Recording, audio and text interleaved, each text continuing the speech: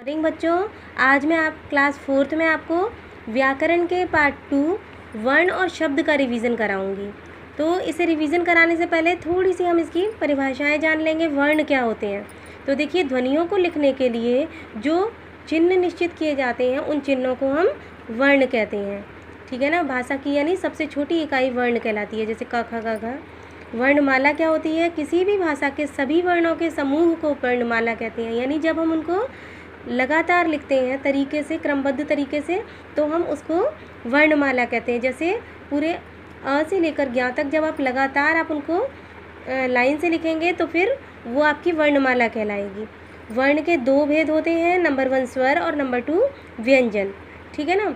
स्वर के भी 3 भेद होते हैं, स्वर के भी 2 भेद होते हैं, ह्रस्व स्वर और दीर्घ स्वर। फिर उसके बाद आप इसमें देख सकते हैं मात्रा क्या होती है। तो स्वर का जो रूप व्यंजन के साथ जुड़ता है उसको हम मात्रा कहते हैं। फिर व्यंजन क्या होते हैं? तो व्यंजन का उच्चारण स्वर की सहायता से किया जाता है। किसी भी व्यंजन वर्ण का उच्चारण बिना स्वर की सहायता के नहीं किया जा सकता। आप जानते हैं ना, क में अ स्वर मिला हुआ है, का तो आ स्वर, बड़ा आ मिल जाता है। यानी कोई भी व्यंजन वर्ण क ख ग सब में छोटा आ मिला रहता है, तो कोई भी व्यंजन वर्ण बिना स्वर की सहायता के नहीं बोला जा सकता। तो उच्चारण के आधार पर व्यंजन के 3 भेद होते हैं, नंबर 1 स्पर्श व्यंजन, नंबर 2 अंतस्थ व्यंजन, नंबर 3 ऊष्म व्यंजन। इसमें कुछ ध्यान रखने वाली बात दी गई है, तो इनको भी अपन देखते हैं।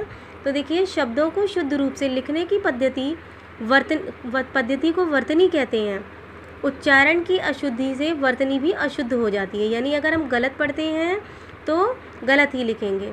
इसलिए उच्चारण का शुद्ध होना अति आवश्यक है, ताकि उच्चारण और वर्तनी का, क्योंकि उच्चारण और वर्तनी का गहरा संबंध है, इसलिए हमें शुद्ध उच्चारण का अभ्यास करना चाहिए।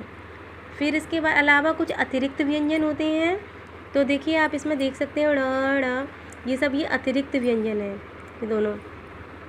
कुछ संयुक्त व्यंजन भी होते हैं, यानी जो 2 वर्णों से मिलकर के बने होते हैं। जैसे क और शा मिलकर के छ क्षत्रिय बना, ता और रा मिलकर के त्र बना है, ज और या मिलकर के ज्ञा बना है, श और रा मिलकर के श्रा बना है। अच्छा, फिर द्वित्व व्यंजन किसे कहते हैं? जब एक ही व्यंजन ध्वनि अपने जैसी अन्य व्यंजन ध्वनि से मिलकर एक हो जाती है, यानी 2 बार रिपीट होती है, उसे हम कहते हैं द्वित्व व्यंजन। द्वित्व व्यंजन में पहला जो व्यंजन होता है वो स्वर रहित होता है। जैसे पत्ता में त में स्वर नहीं है तो ये आधा आया, सच्चा में चौ में स्वर नहीं है तो ये आधा च आया। ठीक है ना। तो ये यहाँ पर जो पहला स्वर होता है, जब 2 एक जैसे वर्ण एक साथ आते हैं तो पहला वाला जो होता है वो स्वर रहित होता है, और स्वर रहित होने के कारण हम इसे पूरा ना लिख करके आधा ही लिखते हैं। ठीक है ना। अच्छा, अब इसके बाद में हम आगे आ जाते हैं, शब्द क्या होता है। तो देखिए, शब्द 2 या 2 से अधिक वर्ण मिलकर जब एक निश्चित अर्थ देते हैं, यानी 2 या 2 से अधिक वर्णों को हम मिला दें और उसका कुछ अर्थ भी निकलता है, तो हम उसे शब्द कहते हैं। कुछ भी उल्टा पुल्टा मिला करके शब्द नहीं बनता, लेकिन उसका अर्थ भी होना चाहिए, तभी वो शब्द बनेगा। तो जैसे नगर, 3 वर्ण मिलाए हमने, लेकिन नगर मिल करके एक शब्द बन गया, यानी शहर। नियम है ना, नियम, निशान, तो ये शब्द बनते हैं जिनका कुछ अर्थ भी है। तो शब्दों को कुछ 2 आधार पर बांटा जा सकता है। नंबर 1 बनावट के आधार पर। बनावट के आधार पर शब्द 3 प्रकार के होते हैं, रूढ़ शब्द, यौगिक शब्द और योगरूढ़ शब्द। उत्पत्ति के आधार पर शब्द के 2 भेद होते हैं, तत्सम शब्द और तद्भव शब्द। तत्सम शब्द क्या है? जो संस्कृत भाषा के जो शब्द अपने हिंदी के वास्तविक रूप में प्रयुक्त होते हैं उन्हें तत्सम कहते हैं। यानी संस्कृत भाषा में भी वो वही होते हैं और हिंदी में आने के बाद भी वो वही रहते हैं। जैसे अग्नि, अग्नि संस्कृत में भी अग्नि होती है और हिंदी में आने के बाद भी अग्नि ही रहती है ना। इसी तरह नृत्य, अंधकार, ग्राम, यानी इन शब्दों का संस्कृत में भी ऐसे के ऐसे उपयोग किया जाता है और हिंदी में भी कर दिया जाता है। यानी जो संस्कृत भाषा से हिंदी भाषा में अपने वास्तविक रूप में आए हैं उन शब्दों को हम कहते हैं तत्सम शब्द।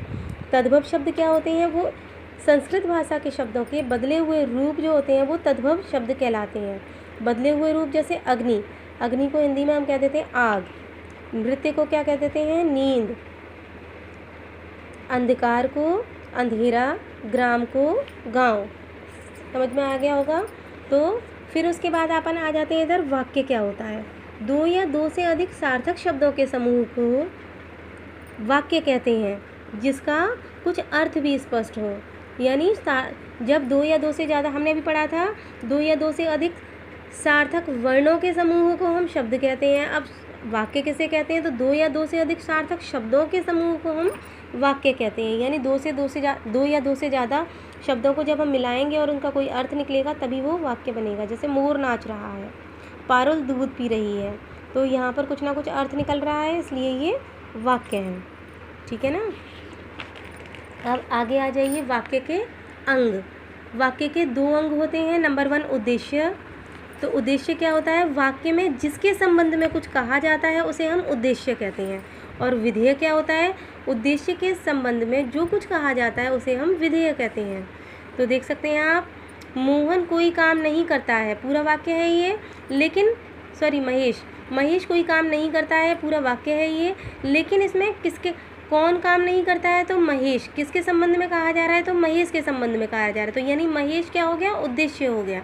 और बाकी का जो कुछ भी बचता है वो सब क्या है? यानी महेश के संबंध में जो कुछ भी कहा जा रहा है वो क्या है? विधेय है वो। इसी तरह से सोनम पढ़ रही है, तो किसके बारे में बात हो रही है यहाँ पर? सोनम के बारे में। तो सोनम हो गई उद्देश्य। और सोनम के बारे में क्या बात हो रही है? जो भी बात हो रही है वो सब क्या है? वो विधेय है। यानी सोनम उद्देश्य और पढ़ रही है विधेय। बच्चे कहानी सुन रहे हैं, तो यानी बच्चे उद्देश्य हैं और कहानी सुन रहे हैं विधेय। फिर आगे देखिए, वाक्य के भेद। वाक्य भी 3 तरह के होते हैं, साधारण वाक्य, प्रश्नवाचक वाक्य और निषेधात्मक वाक्य। ठीक है ना। अब इसके बाद में मैंने आपको कुछ एक्सरसाइज में करने के लिए दिया है, यानी अभ्यास कार्य में करने के लिए दिया है। तो आप कोशिश करेंगे पहले उसको लर्न करें और उसके बाद उसे कॉपी में, रफ कॉपी में लिखें। तो देखिए, यहाँ मैंने आपको सबसे पहले दिया है, आप देख सकते हैं यहाँ पर दिया है मैंने, वाक्यों में से उद्देश्य तथा विधेय पहचान कर उन्हें अलग अलग लिखिए। ठीक है। तो यहाँ पर पहला वाक्य है मोर नाच रहा है। तो मैंने अभी आपको बताया था किसके बारे में बात हो रही है? मोर के बारे में। तो मोर उद्देश्य के नीचे आएगा और मोर क्या कर रहा है? नाच रहा है, तो ये आ जाएगा आपका विधेय के नीचे। दूसरा है आपका पिताजी अखबार पढ़ रहे हैं। तो पिताजी उद्देश्य हैं और अखबार पढ़ रहे हैं। पिताजी के बारे में क्या क्या बताया गया? अखबार पढ़ रहे हैं, ये सब कुछ विधेय। निशा पत्र लिख रही है, तो नेचुरल है, किसकी बात हो रही है? निशा की। तो निशा उद्देश्य है, पत्र लिख रही है, ये सब आएगा विधेय के नीचे। जाकिर बाजार गया, तो जाकिर किसके बारे में बात हो रही है? जाकिर के बारे में। तो जाकिर उद्देश्य है, बाजार गया क्या हो जाएगा? विधेय। मेरा भाई रोहन आ गया तो मेरा भाई उद्देश्य, रोहन आ गया विधेय होगा। ठीक है ना। तो अब इसके बाद में यहाँ पर मैंने कुछ दिए गए शब्दों के तत्सम रूप लिखने के लिए, यानी संस्कृत भाषा में जैसे के तैसे आते हैं। दांत को क्या बोलते हैं संस्कृत भाषा में? वही सब आपको यहाँ लिखना है।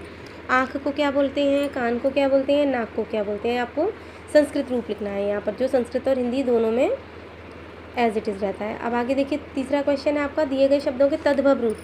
तो तद्भव यानी बदले हुए रूप। दुग्ध को हम हिंदी में कहते हैं दूध, घृत को घी। इसी तरह से आप दधी और मयूर का भी लिखेंगे।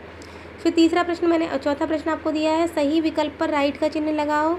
तो देखिए, पहला प्रश्न पूछा है इसमें, वह छोटी से छोटी ध्वनि जिसके टुकड़े ना किए जा सके क्या कहलाती है? नेचुरल है, वर्ण। तो आप राइट आंसर ही लिखेंगे, दूसरा ऑप्शन आपको लिखने की कोई ज़रूरत नहीं है नोटबुक में। तो दूसरा देखिए, दो या दो से अधिक शब्दों के समूह को क्या कहते हैं? वाक्य या वर्णमाला? तो मैंने आपको भी बताया था, शब्दों के दो या दो से अधिक शब्दों के समूह को हम वाक्य कहते हैं।